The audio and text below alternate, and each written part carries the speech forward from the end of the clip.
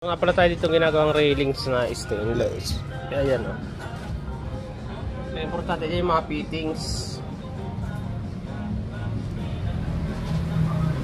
So gamit pala natin dito ay TIG welding para suwabe.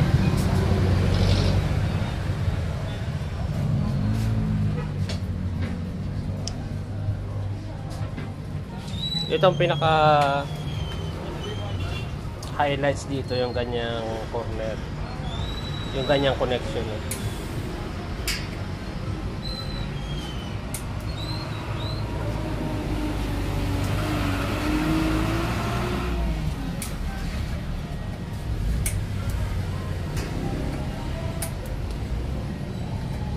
So bago yan i-full weld, kailangan i-tack muna yung mga corner para di siya papaluktot.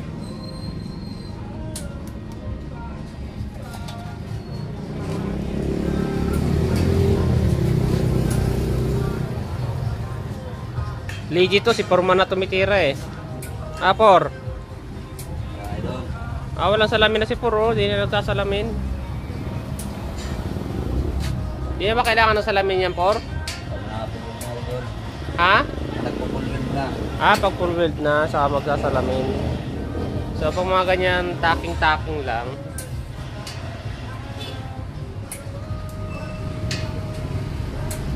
hindi na siya nagsasalamin. Ganyan pala pag mga veterano na.